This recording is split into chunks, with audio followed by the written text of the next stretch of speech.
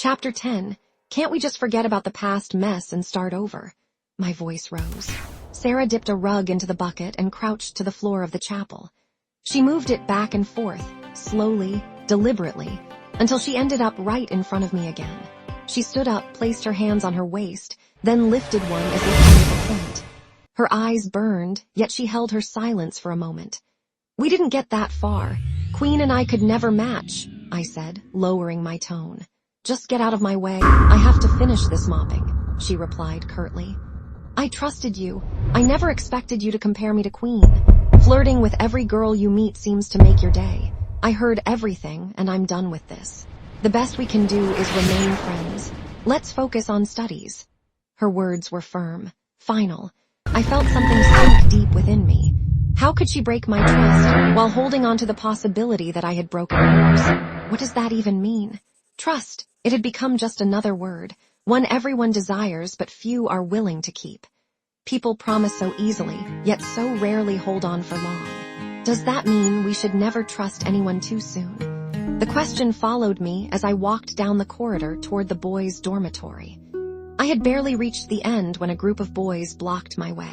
The one leading me, a fat boy, looked familiar.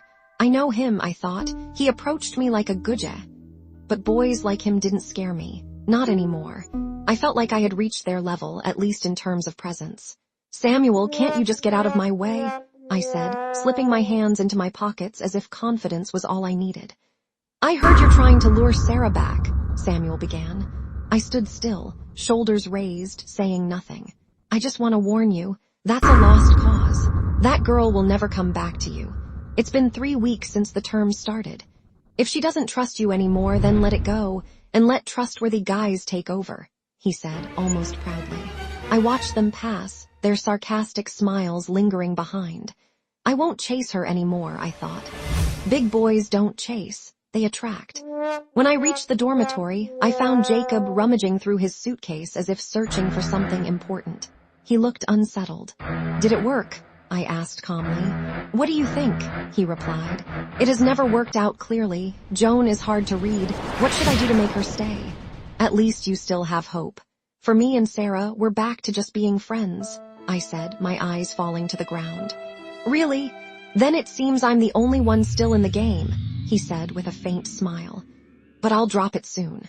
I'm tired of trusting people who don't trust me. Though his words were serious, his smile remained. It was a Saturday. Most classes had been assigned casual work before noon. The lunch bell rang, but something felt off. We didn't move. Neither did most of the boys. Why are they still here? I asked. Jacob looked at me. Same question to you, why are you still here? I paused. Was it about the food?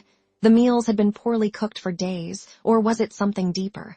Exactly, Jacob said, cutting into my thoughts. Exactly what? I asked. What you're thinking, the food isn't right. Maybe they take us for prisoners. The megu isn't even properly cooked anymore. They've broken our trust. Imagine, I heard so much about this school before coming. Good food, constant electricity. Kara, you know I like it that way. And even the girls, he said. A thought crossed my mind. If influence was what I wanted, then this was a moment to use. Fame wasn't just about showing off. It was about building trust. If people believed in you, they would follow you. I stood up, picked a plate from a nearby bed, grabbed a spoon, and faced the boys. Listen, this might sound risky, but give me 1 minute, I said. First, we need to trust ourselves. Second, we must be quick in our decision. Third, we need to show our dissatisfaction. And how exactly do we do that? One boy asked from across the room. That's why I started with trust. If you're not ready for that, stay behind.